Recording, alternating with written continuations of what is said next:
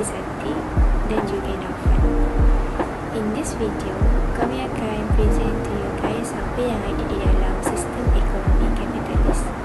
My group will giving explanation about tarif, ciri, penyelesaian masalah asas ekonomi dan juga kebaikan serta kelemahan yang ada di dalam sistem ekonomi kapitalis dengan lebih details untuk memudahkan kefahaman semua.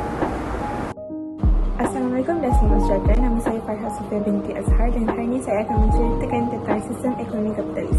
Sistem ekonomi kapitalis ialah kegiatan ekonomi yang ditentukan oleh mekanisme harga tanpa sebarang campur tangan daripada pihak kerajaan. Objektif pengeluaran bagi sistem ekonomi kapitalis ialah mereka hendak mengeluarkan barang dan perkhidmatan dengan cara yang paling cekap, namun bermotifkan untuk meminimumkan kos dan memaksimalkan keuntungan dalam masa yang sama. Seterusnya, pemilikan sumber bagi ekonomi kapitalis ialah dimiliki oleh pihak swasta sepenuhnya. Dari segi persaingan pula, pemilik faktor berhak untuk bersaing antara satu sama lain. Hal ini dapat mendorong para pengeluar untuk menggunakan semua sumber dengan cekap. Agihan pendapatan di negara sistem ekonomi kapitalis diagihkan mengikut mekanisme harga sepenuhnya. Maka golongan kaya akan menjadi lebih kaya, namun golongan yang miskin akan menjadi lebih miskin. Kaedah membuat keputusan bagi sistem ekonomi kapitalis pula ditentukan sepenuhnya oleh mekanisme harga dan pihak swasta. Contoh negara yang mengamalkan sistem ekonomi kapitalis ialah seperti United States. Hai, saya Amira. Saya ingin bertakan tentang penyelesaian masalah asas ekonomi bagi sistem ekonomi kapitalis.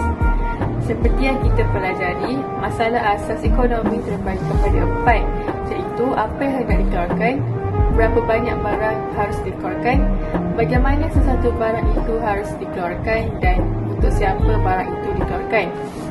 Bagi masalah asas ekonomi yang pertama, apa yang hendak dikeluarkan. Setiap barangan yang dikeluarkan ditentukan oleh pihak firma berdasarkan permintaan dan cita rasa masyarakat. Sekiranya permintaan tinggi, pengeluaran akan ditingkatkan. Sudah pasti jika tiada permintaan, maka pengeluaran tidak akan dikeluarkan. Seterusnya ialah berapa banyak barang yang hendak dikeluarkan. Setiap kuantiti barang yang hendak dikeluarkan akan ditentukan berdasarkan mekanisme harga pasaran. Oleh itu, sebarang lebihan penawaran atau lebihan permintaan akan diselaraskan mengikut harga mekanisme tanpa campur tangan daripada pihak kerajaan. Seterusnya, bagaimana sesuatu barang itu hendak dikeluarkan. Intensif buruh atau modal akan diguna pakai untuk mencapai objektif mereka, iaitu meminimumkan kos dan memaksimumkan keuntungan. Masalah asas ekonomi yang terakhir ialah untuk siapa barang itu dikeluarkan. Cara penyelesaiannya melalui agihan pendapatan atau kuasa beli pengguna. Untuk mereka yang mampu beli sahaja, barang dalam sistem ekonomi akan dikeluarkan. Maka sudah pasti golongan yang pendapatan tinggi akan menikmati jumlah barang yang lebih banyak berbanding golongan miskin akibat daripada faktor pendapatan dan kuasa beli. Saya Naufal Iman bin Anwar. Kebaikan sistem ekonomi kapitalis. Yang pertama, kegiatan ekonomi diselaraskan sendiri dengan cekap melalui mekanisme harga untuk menyelesaikan masalah asas ekonomi. Yang kedua, sumber ekonomi digunakan secara optimum untuk mencapai matlamat persendirian.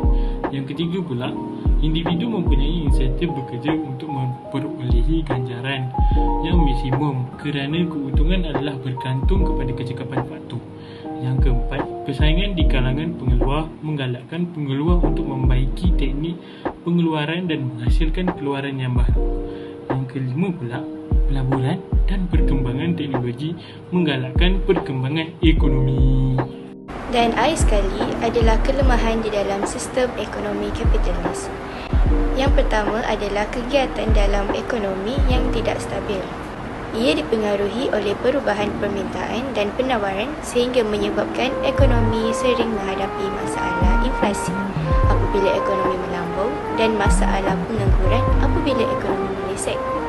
Akibat masalah ini, ekonomi tidak dapat mengalami pertumbuhan ekonomi yang berterusan.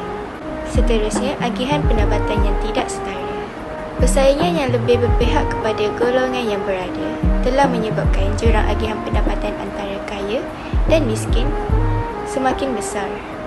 Ini boleh menjejaskan ketenteraman masyarakat. Selain itu juga, pasaran gagal menyediakan barang awam. Akibat kos yang tinggi di dalam penyediaan barang awam dan sifat barang awam yang tidak tertakluk kepada prinsip pengecualian. Sistem ini gagal menyediakan barang awam untuk meningkatkan kebajikan masyarakat. Seterusnya, wujudnya monopoli yang merugikan masyarakat. Persaingan yang tidak sempurna cenderung mewujudkan monopoli di mana sumber ekonomi dikuasai oleh pemonopoli untuk kepentingan persendirian.